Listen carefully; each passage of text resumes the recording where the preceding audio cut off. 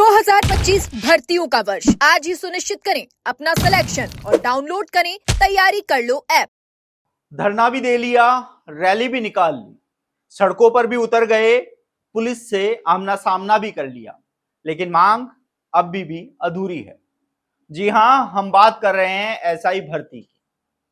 आपको बता दें कि एसआई भर्ती को रद्द करवाने की मांग को लेकर हनुमान बेनीवाल 26 अप्रैल को इस आंदोलन के जो रण था उसमें कूद पड़े।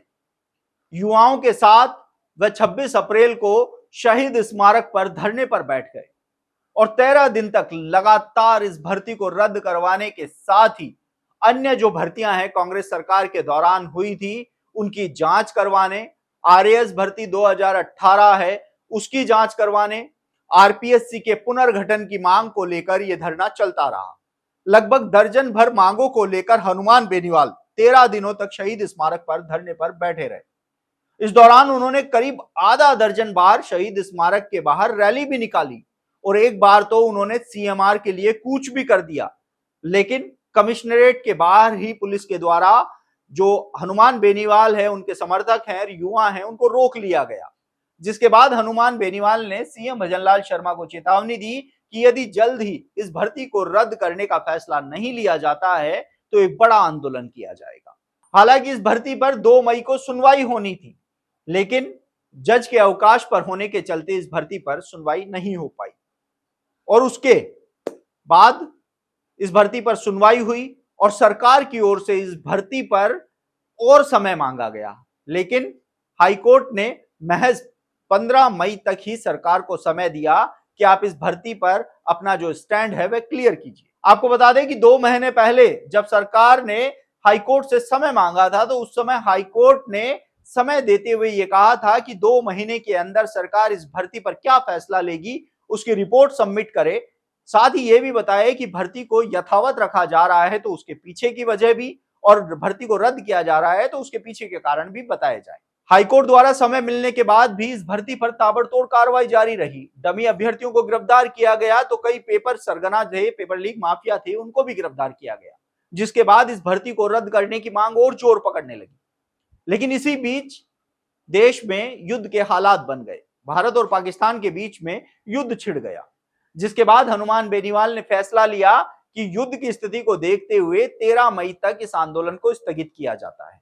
हालांकि 14 मई से एक बार फिर से वो आंदोलन के रास्ते पर सड़कों पर उतरने की तैयारी कर रहे हैं, क्योंकि 15 मई को हाईकोर्ट में एसआई भर्ती को लेकर सुनवाई होनी है। आपको बता दें कि यह मामला कोई नया नहीं है कि 26 अप्रैल के बाद से ही अचानक इस भर्ती को रद्द करने की मांग तेज होने लगी, क्योंकि यह भर्ती 2021 की है। जब 2021 में इस भर्ती परीक्षा का आयोजन हुआ था तो उस समय भी भारी घमासान देखने को मिला था। किरोड़ी लाल मीणा लगातार इस भर्ती को रद्द करने की मांग कर रहे थे और आज भी अपनी इस मांग पर कायम है। समय समय पर मीडिया में जो उनके बयान आते हैं वो यही कहते हैं कि मेरा मन कहता है कि सीएम भजनलाल शर्मा इस भर्ती को रद्द करेंगे और युवाओं को सौगात के रूप में राहत देंगे। लेकिन अब हनुमान बेनीवाल के इस आंदोलन में कूदने के बाद समीकरण बहुत ज्यादा बदल चुके हैं। हनुमान बेनीवाल ने जब धरने को स्थगित करने का फैसला किया था उस दिन धरना स्थल पर उन्होंने 2 टूक चेतावनी भी दी थी कि इस बार नई रणनीति के साथ वह मैदान में उतरेंगे।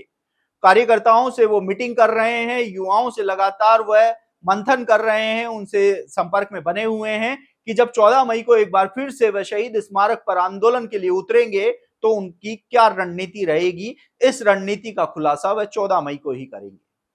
लेकिन एसआई भर्ती का मुद्दा जो पिछले 3 सालों से लगातार राजस्थान की राजनीति के साथ ही पेपर लीक माफिया, इसके साथ ही डमी कैंडिडेट और परीक्षा एजेंसियों पर उठने वाले सवालों के लिए सबसे ज्यादा चर्चाओं में रहा है।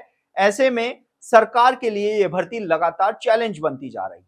सरकार की ओर से 15 मई को हाईकोर्ट में अपना जवाब भी पेश करना है। ऐसे में अब देखना होगा कि एक ओर किरोड़ी लाल मीणा की मांग, दूसरी ओर हनुमान बेनीवाल का आंदोलन और तीसरी ओर प्रदेश के लाखों युवा बेरोजगारों की सीएम भजनलाल शर्मा से गुहार।